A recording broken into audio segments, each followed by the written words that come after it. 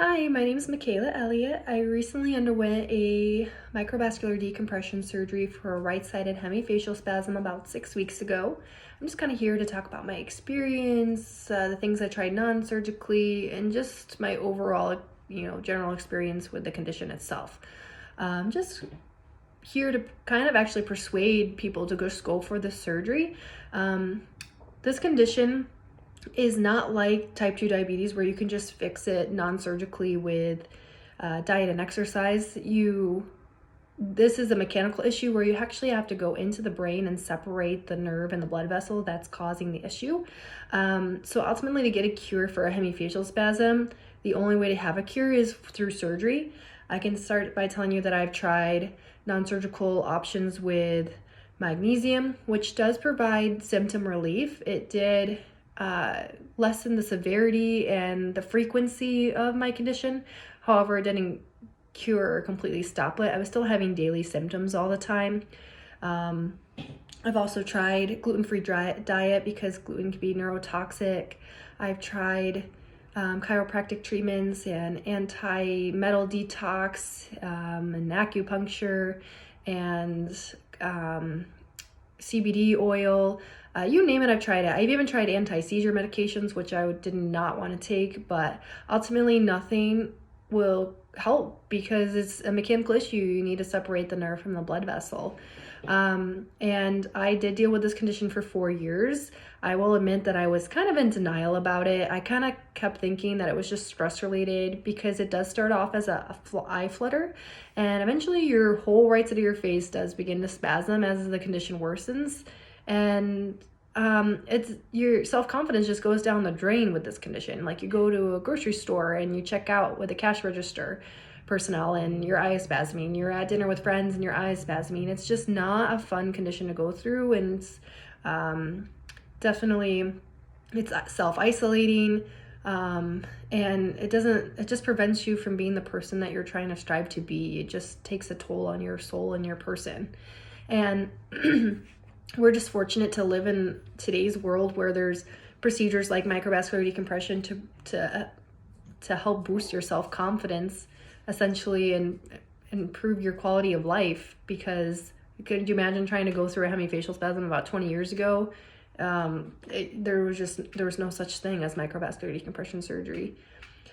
So I'm basically here just to try to persuade you to not take 4 years of your life and waste it on doing all these alternatives, because it's just a mechanical issue and you do need to go in and solve the problem and separate the nerve from the blood vessel.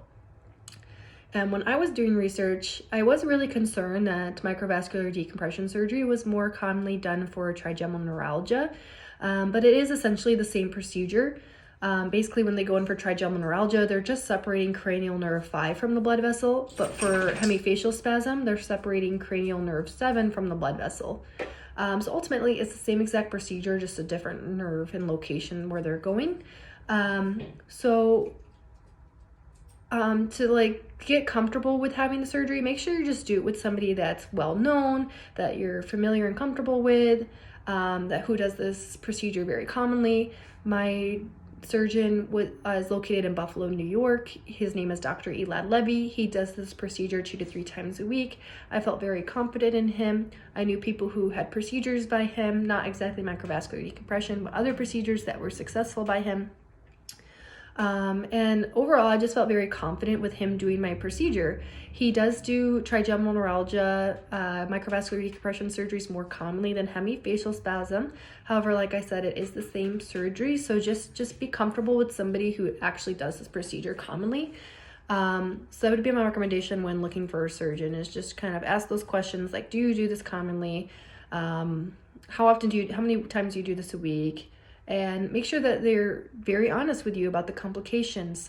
So the biggest complication, from what I was told, was complete hearing loss in the side they're doing the procedure on. So mine was a right-sided hemifacial spasm.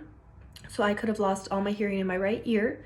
And just ask him how often that happens. And my surgeon was very honest, and he said he's been doing this procedure since 2008. And when he first started, it happened more often than he would like to admit, but over time it hasn't happened very commonly, maybe just like 1 or 2 patients and the last 3 years that he was doing the procedure. And I just felt like that gave me really good odds that I wouldn't lose my hearing, and I have not.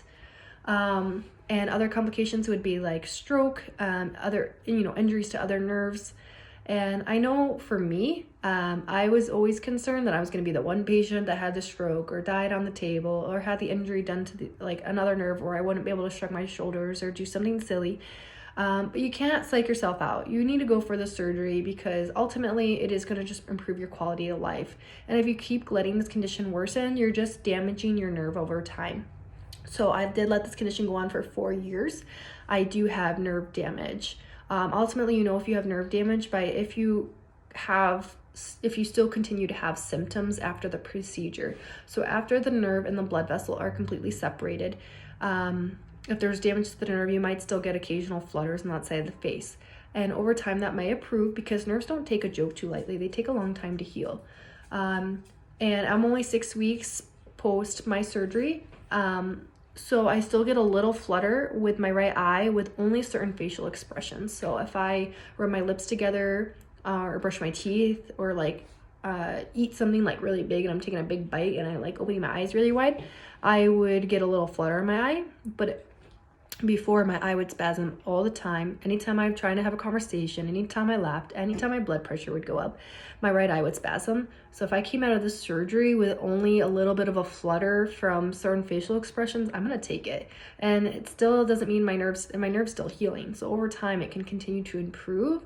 The longer you let this nerve stay compressed in that blood vessel, the more likely you're gonna continue to have nerve damage. So please don't let it go on more than 4 years like I did. I can even show you that the flutter when I rub my lips together. You can see it all in my right eye, but it only happens when I rub my lips together or do something silly like that. But I mean, how often am I really doing that? And overall, I just feel, it's just amazing to just be here and talking and looking at the screen like this without having that facial spasm. Also, over time, you do lose muscle control of your right side of your face. So I didn't notice it until after the procedure, but my left side of my face is definitely stronger than my right side of my face, and my smile is not symmetrical. However, I am working on my muscles on my right side of my face, and I'm hoping over time that I will get that the symmetrical smile again and the strength back to my right side of my face. But overall, I'm feeling pretty good right now, but you can see that I'm not symmetrical, and that's okay. That's just who I am. But over time, I am working on these muscles over here, and I think, and it's not even that noticeable, just a little bit, and I pointed it out to you, so now you're probably watching this whole video realizing that my left side of my mouth is a little bit stronger than my right side, but that's okay. So recovery, you do stay in the hospital for a couple nights, and I'm not gonna lie, it's pretty rough. It feels like somebody took a baseball bat to the side of your head. And then because of all the swelling and the location of it being all in your ear, you do get a very muffled ear sound. So don't wake up and think, you're deaf in that ear. If you can hear a little bit, you can hear. So if they injure that nerve, it's either complete hearing loss or no hearing loss at all. Just because of all the swelling, you're gonna have a muffled, so it's gonna be difficult to hear, but you can still hear a little bit. So don't think that you lost complete hearing. If you can hear a little bit, it's good. It's just gonna come out. You'll get full resolution of hearing as the swelling goes away. But because of the swelling, you do get pretty dizzy, and I don't do well with sedation, so I get really nauseous. So the combination of being dizzy and nauseous was not the fun first few days, and then they pumped me full of Zofran and Reglan and everything else to help me not vomit, but I ended up vomiting, and it does not feel good to vomit with a head injury, let me just tell you. So yeah, you're not feeling too hot for the first couple days. Once you do go home, realize that because of the location, all the swelling goes into your neck. So you're not going to be able to move your neck very well. So you're kind of walking around like this, like you're not moving very well. So you're going to need some help. Like I have a dog, so I need help walking my dog. I mean, you can probably fend for yourself for food, but luckily my mom helped me out, and she made me some food, and it was just very appreciative having somebody help you. because you're not going to want to bend forward. You can't move your neck very well. You're feeling pretty weak and dizzy. I would say you're not really in a lot of pain. Your neck's really stiff, and that's probably like the biggest pain is the neck. Like when I went home, I actually didn't need any narcotic medication. They did give me narcotic medication while I was in the hospital. However, when I went home, they told me to take Tylenol, and if I needed more, I could call the surgeon, like the doctor's office, and obtain more narcotic medication if I needed it, but I didn't feel like I needed it. But I just took Tylenol just for like the neck pain, and I would get some headaches. But after the first week, I really didn't really have any headaches anymore. It was just more of that full and swelling sensation that really bothered me, and the neck stiffness. So every day I would work on my neck range of motion. Just keep moving your neck. You don't want it to just stagnate there. I do recommend sleeping propped up on pillows. That's not something they told me, but it helps to drain out the swelling. And when you're laid completely flat down, it's very difficult to sit back up by yourself because of just how heavy and full and everything that it feels on the right side of your head, or whatever side that they're doing the procedure on. Mine was just at the right side because I was a right-sided hemifacial spasm. Do walk around a lot. It's going to help decrease all that swelling, so you can walk around. Just no lifting.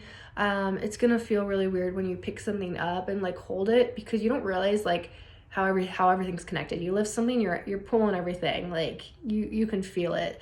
At this point in 6 weeks, I'm still on a 25-pound lifting restriction. I'm just trying to listen to them very carefully. But I'm also moving around. I'm doing like stationary bikes. I do lower leg exercises to a certain extent. It is weird trying to do ab exercises because you're laying down and you're picking your head up, and you're doing crunches and stuff. I recommend just taking it easy, listen to your body. I'm a big gym advocate. I love going to the gym, and it was very hard for me to kind of stay away, but you can go and like do the bike and elliptical and stuff, but try not to, you can't run because you don't want your head bouncing around. No lifting anything over, for the first week, is more than 10 pounds. First couple weeks is more than 10 pounds. They did tell me you cannot drive for a full month, but because I worked on my range of motion, and when I got my sutures out at the 2-week mark, I was able to move my neck from side to side without any real difficulty. So they said as soon as I could look at my blind spot without discomfort, I could drive. So I was a little after 2 weeks when I started driving. And I would say by like the 3-week mark, I was feeling relatively back to my normal self. I did return to work at my 4-week mark. They recommended 5 weeks, but I ended up going back at 4 weeks because I'm a post-anesthesia care unit nurse. So, my job's, I'm moving around a lot, and they just wanted me to take it easy and not, be lifting up sedated patients and stuff like that. But luckily I have a good support team where I work, and I was able to go back to work